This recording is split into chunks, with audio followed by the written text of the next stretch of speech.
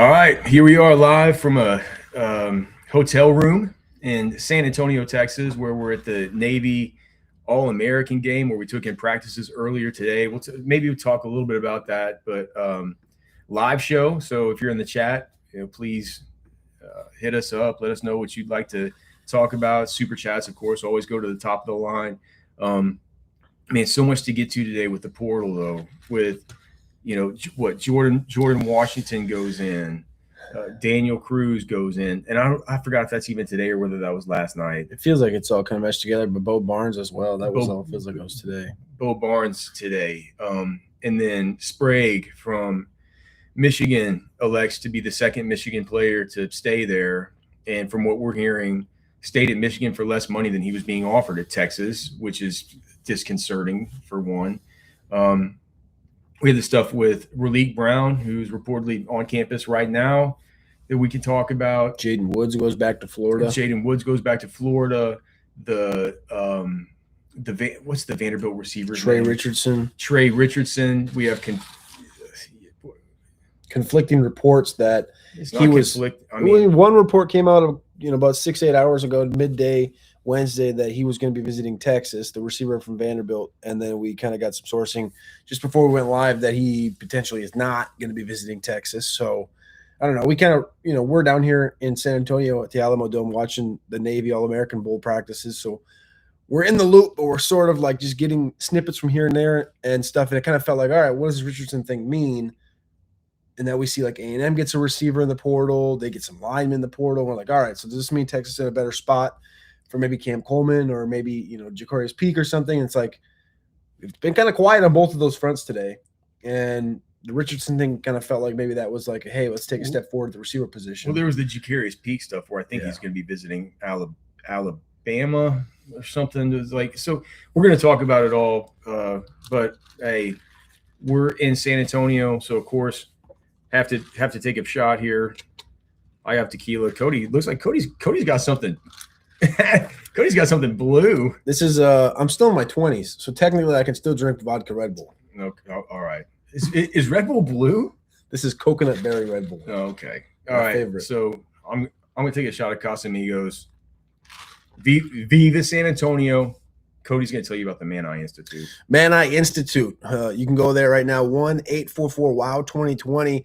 The one thing I've learned specifically in the last week is that Alex mentioned when you are into your 40s, maybe your eyes start to struggle a little bit more.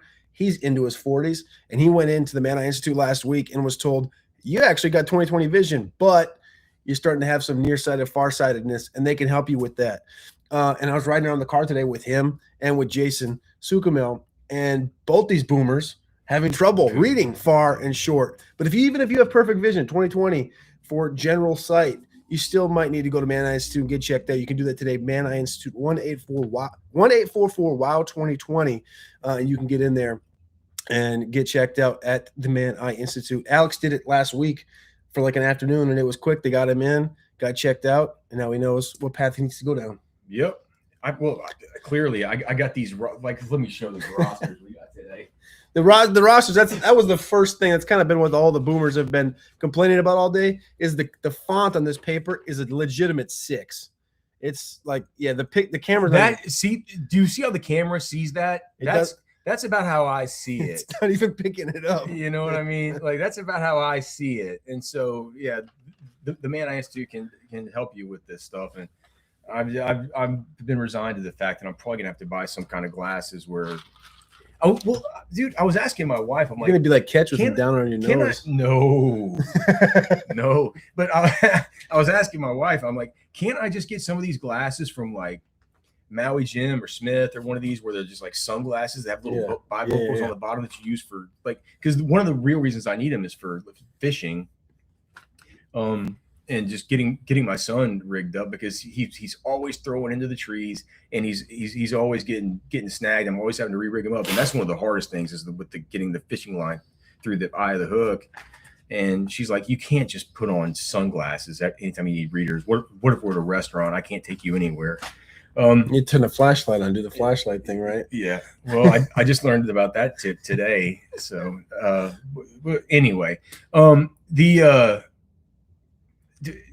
Are we even going to talk about Navy practices? I feel like we can a little bit. I mean, the key I think would be just that. What did you think of Jamarian Carlton before today? So he's like Jamarian Carlton out of Temple, the 2026 class for Texas, is the main Texas commit, really the only Texas commit here, and kind of the biggest focus that we wanted to kind of see today.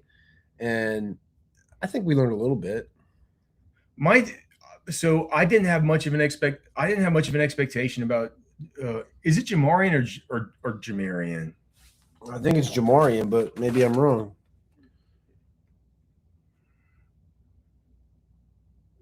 Jamar Eon. Jamarian. Okay, so with Jamarian, what's not a very good pronunciation style? What do they call that thing? A phonetic guide. A phonetic guide. The phonetic guide is not really that great. The thing about Jamarian is that I would think in a traditional 4-3 defense, he might end up turning into somewhat of a tweener. Yep.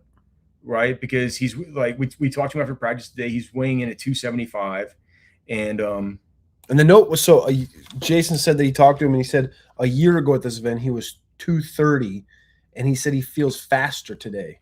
Yeah, I think he looked faster. Personally, and I can see in the chat, you guys, what's up to Alan Makeda and like everybody, all Sailor Joe, everyone in the chat.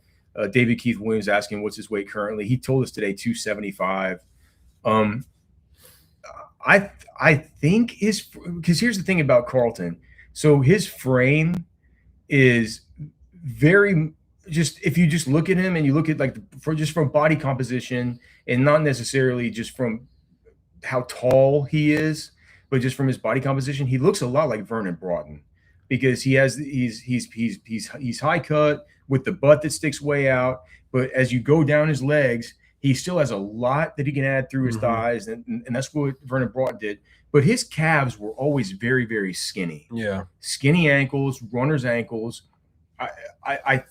That's how Carlton looks right now, and that could just be the way that his body is structured, and there's nothing wrong with that. But I do think that through his thighs, through his hamstring area, like this whole thing is all the way up to his glutes, and then through the kind of the portion of his power base through the middle part of his body I think he can add 25 to 30 pounds of mass. You were acting like you think he can add 50 more pounds. I think he can get up to the 320 area. I don't think he can. It's not a good 320. That's the thing. It's not like Tavondre's 365 wasn't a good 365. It was just that his butt, like if you think about Tavondre, what he looked like and how much weight he carried in his Rex, and how much weight Tavondre carried in his butt and in his hamstrings and quads and that whole area, like that's not good weight. That's not presentable weight, but that's a place that I think that he could add 20 to 30 pounds just there. And then his upper body, like there's a number of guys there today that like on the offensive side of the ball, offensive linemen that you're like, man, their lower body's pretty thick, but their upper body is so behind. It's like 2 years behind. Carlton's one that like, I think he's got a good upper body base. He's definitely got a good lower body base, but I think that you can, if you maximize it, this guy can get to 320. Dude, here's my deal from what David Keith Williams is saying. The consensus, and I don't know what the consensus is that what's a consensus? Who does consensus? My consensus is that he is not going to be as dense as Justice. Now I've seen him both with my own two eyes. He is not going to be as dense as Justice Terry. He just isn't. Really? No. I bet finished product Jamarian Carlton finishes heavier than Justice Terry. I'll make that bet with you. Or finishes like college? Departs college heavier. I'll make that bet. Right. Write it down. Write it down. That's a B for a bet. I think he's closer to the Justice Terry side than he is the Lance Jackson side. Yeah. And he did have he had a really good rep today versus Felix Ojo that I'm sure that you guys all saw. He just put the guy on skates. It was It was a really good rep. Not that was probably the best rep of the day for him. I didn't see a whole ton of wow, just total, oh my god, this guy's killing the practice kind of reps. Same that I saw out of what is 14 from Florida's name? It's like I wish I knew. Amari Charles. Some guys like this. But I do think that Ashari Charles, that's a player. That boy's gonna have some. He's gonna bring some gas off that edge. He's not the biggest, but I think with the new scheme coming in, where they're going to be depending on these guys to play the 4-eye, it's like you don't worry about him being a tweener then, right? Because he's going to be either at the kind of the strong side end 4 or at the defensive tackle 4, and he's going to be fine. I think he starts out and he comes to Texas as the guy that's the 4-eye. Yeah, you think he's going to bump up? Or you think he's going to play behind Lance? Well, don't you? Yeah, he'll start out behind Lance Jackson, I would think, and then we'll just see how his body develops and grows. But as long as we're talking about Muschamp's defense, it's like we're not going to be unless we're talking maybe in sub packages he could be like a three technique B gap, like one gapping penetrator type. I think he did just what Justice Terry did this last year. Hopefully a little bit more reps, but well, we'll see. But good player. I think so. I think Malachi Lee was one of the best players I saw there today. Malachi Lee, I think you had one of the best explanations of what Malachi Lee kind of reminded you of when we were standing down there behind him, and saying that he looked like like a kitchen appliance. He's a box, man. He's one of these Pacific Islanders, super thick, big boned dudes. That's very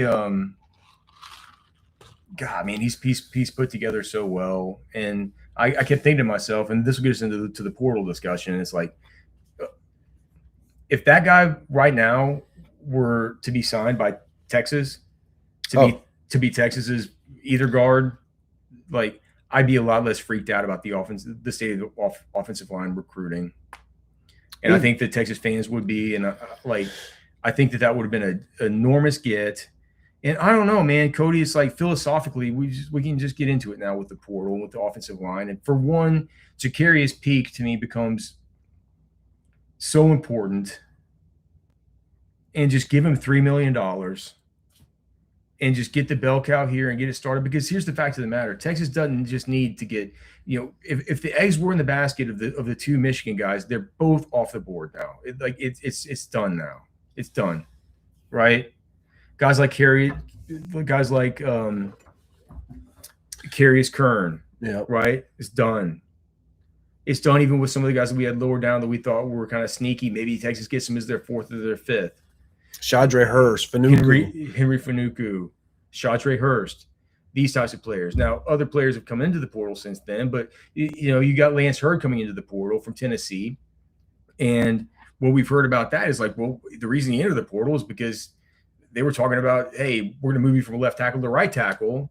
And he's like, nah, man, I'm out. I'm a good left tackle. Mm-hmm. I can go play. So that doesn't really fit Texas profile. Texas has a left tackle who, dude, did you see that? Was that you that sent me that text about Duke Manyweather saying that that Trevor Gooseby would be OT1 in this class in 2026? And so you just like, well, you're not displacing him. The only guy that you can if you are an offensive tackle in this transfer portal class, and if you have any kind of versatility to look like somebody who could play guard, right?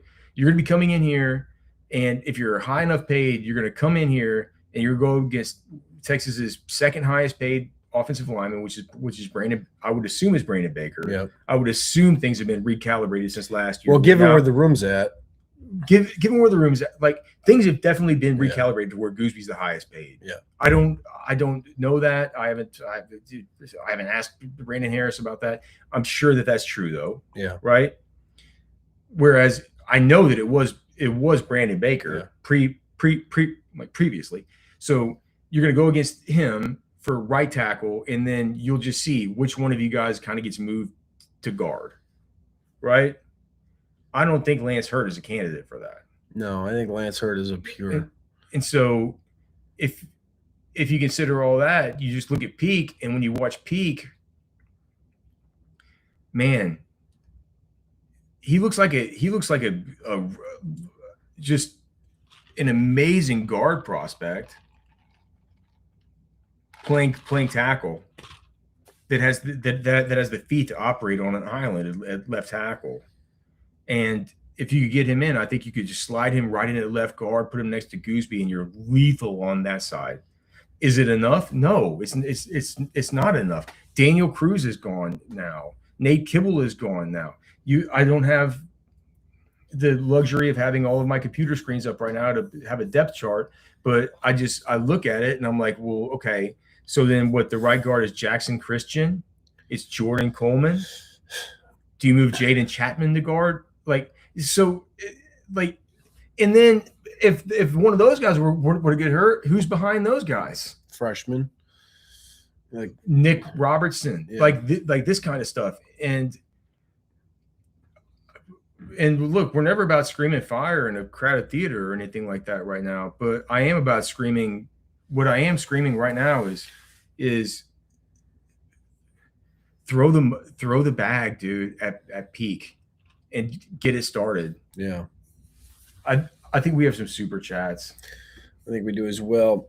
First one is from Oscar Lozanda for $5. What the hell's going on? Do we suck again?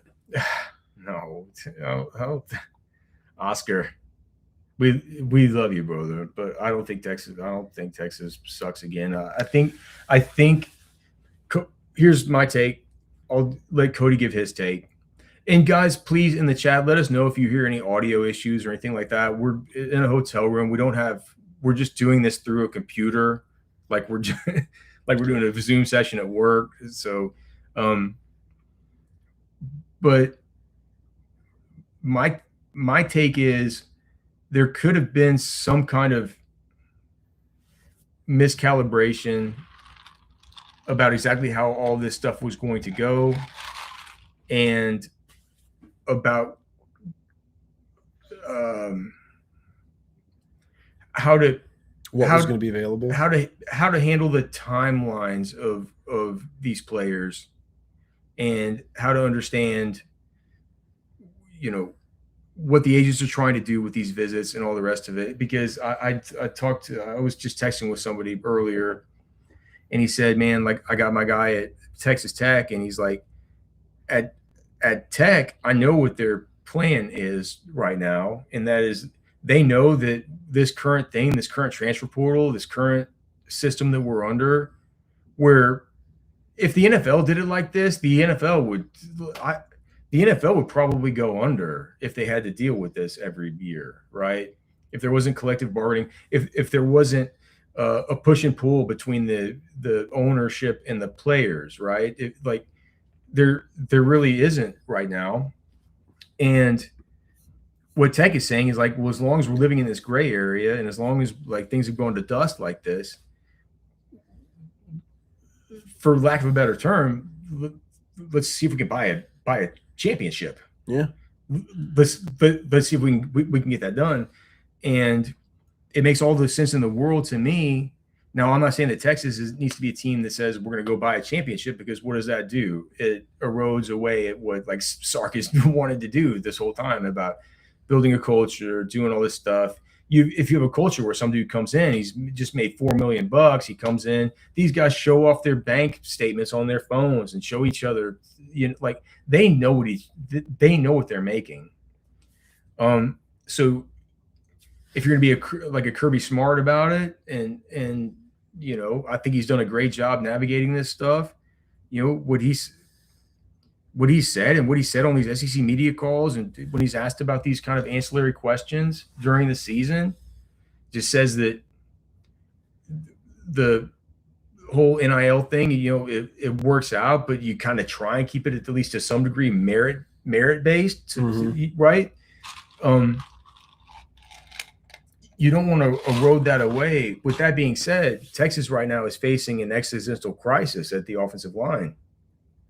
It just is. And so I don't know, like I think that they put a lot of eggs in the basket of those two Michigan guys, man. Those were the two guys that sources closest to the situation were saying that they felt really, really good about. And you got I always forget Jake. I always forget his last name. Guarnera. Guarnera last night going back. And then today you have Sprague going back. Sprague was the better prospect of the two. Mm-hmm. And Sprague, from our reporting, took $700K less to go back to Michigan. And so you're like, what? Well, and you think to yourself, well, okay, what is that? What is that? Certainly doesn't cost $700,000 to move. No, and I'm pretty sure. Do they have income tax in Indiana? Michigan. Or I'm sorry, he's from. I'm not sure. Sorry, I'm not up Indiana. on my. Do they? Tax. But no, he's from Indiana. No, he's. I'm Missouri. sorry. He's from Missouri. He's from Kansas City, Missouri. I guarantee you that Michigan has an income tax. Yeah, 4%. So you think to yourself, all right, well, what is that? What is it when Texas is offering 1.6 and Michigan is offering $900K?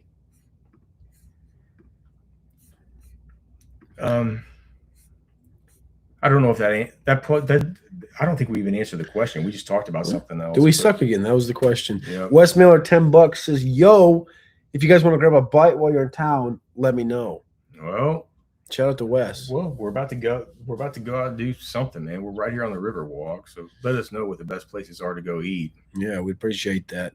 Tom G says, "Is it too early for $10? Appreciate you, Tom G. Is it too early to fire Brandon Harris? Seriously, he has failed as a GM the last 2 years. Is it too early to fire him? What, seven days into his new contract extension? Yeah. Well, that would be the problem. Is like if that's I'm not saying it's a problem, but saying like that would be the problem is if the entire and this is more of like this is a longer conversation, but if those that are in charge of said contracts, aka I would assume Sark, Delcani, and such. I don't think Delcani's in charge of.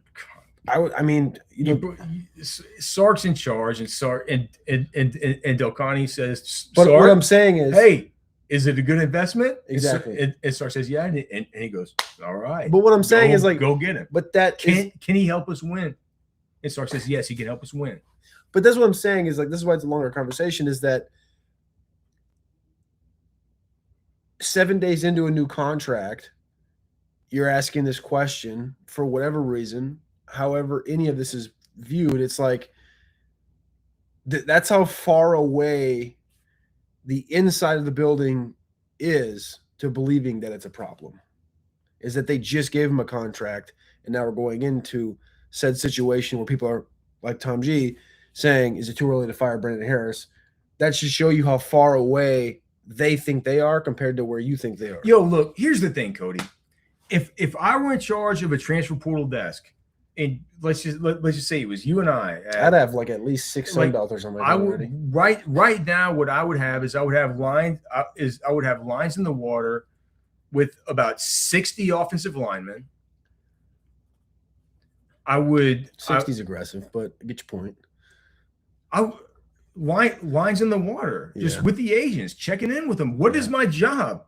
Like, what is it? How much time does it take to call up the agents of 60 guys? I'm sure that what you got the one of these agencies I was texting with. One of these agencies has like 4 of these dudes that Texas is interested in. So you don't have to talk to 60 people about it. Yeah. Right. But you could talk to probably to get a good line in the water on 60 guys. You could probably talk to about 25 different people, right? And you just be gauging interest, because the thing about it is the reason why you needed to do that. Like Here's the reason why you needed to do that. It couldn't ever just have been getting the 2 Michigan guys. It couldn't have ever been that. What it always needed to be was the 2 Michigan guys plus one other stud plus one other upside, depth guy plus one other upside depth guy. At the very least. And so, just because we haven't heard about it doesn't mean that it's not happening. But the fact of the matter is that we're in a spot now that it's like it's do or die, and you guys have to stay tuned to Orange Bloods with the reporting that we have, because the fact of the matter is there's not a second window that's going to open. There's no second chances this year. There's no second chance to go get Murad Watson and Levon Johnson. Like that same issue that Texas had last year as far as the defensive line, it's a much bigger issue this year on the offensive line. You're talking about having to start Jackson Christian and that's just assuming that the de facto starter at left guard is Nick Brooks, who played a game versus Florida that I'm not saying kept Texas out of the playoff, because Manny Muhammad wasn't in that game. There's the whole Dallas Wilson thing, like whatever. But you guys remember what that game was like, right? Allowing disruption once every 3.2 snaps. Like that guy's the one who is like your stalwart right now starter at the very beginning. So 2 Michigan guys was never enough. I don't even know for sure that Connor Robertson's coming back. Yeah. I think he is. We've been digging around that some today, and hopefully we'll have some reporting about that on Orange Bloods soon. But if he's not, then you legitimately have a traffic cone at the center position right now. You need who? What is it even? Nothing. Oh, it's a legitimate traffic cone. Yeah. Nothing. Yeah, so I think with Cruz leaving, that gives us a good indication that Robertson's coming back, right? But golly, Cruz leaves and Cody's tilted because he doesn't get to see him get his lowrider washed at H2O on Barton Springs every week. I can't believe dudes still do lowriders. He's got a pretty sick truck. Probably have to give it back.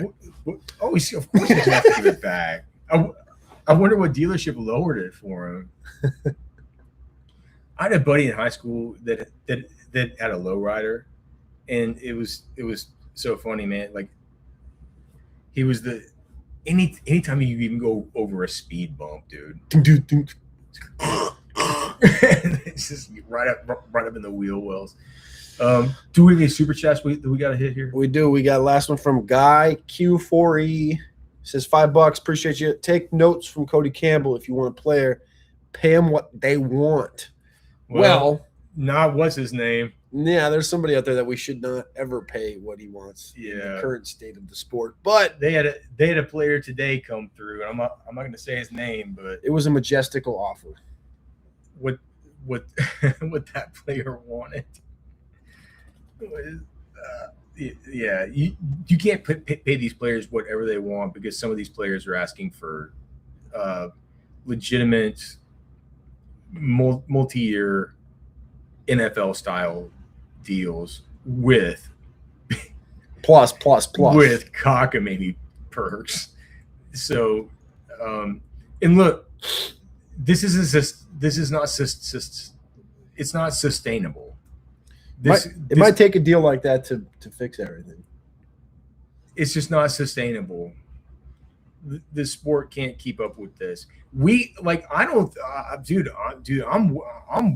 worried about Catch flaming out and having I'm worried about our staff at Orange Bloods, just keeping up with this is just crazy enough. Imagine what it's like being on one of these college football staffs. Imagine if the NFL had free agency every single year for every single player. Can you imagine? The NFL would fold. And it was up to them when they wanted to do it. The NFL would fold. Unless you would and look, dude, I'm a free market absolutist, and so I understand why people would say, dude, you're being cockamamie. But with the with the way that the investment that you have to make in a player is just it's such a massive investment that is for such a small sample of product that you're going to be getting from them, right? Yeah. It's like you're gonna run schools ragged.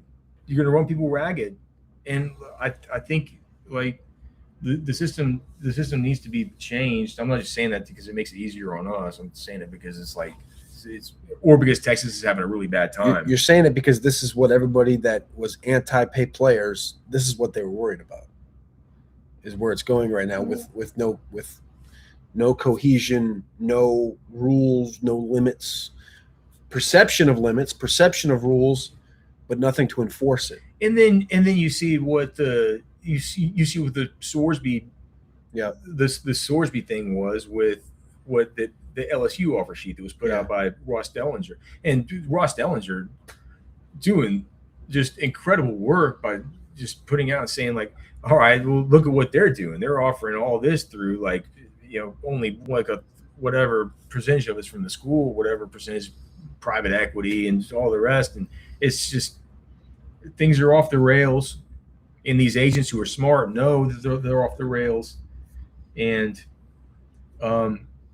it's just it's a weird spot. I've always thought that if you were Texas, though, and maybe this is how we can end it. Why isn't Texas and Arch Manning and Steve Sarkisian and his offense and everything that comes along with it? Why hasn't that been more of a draw?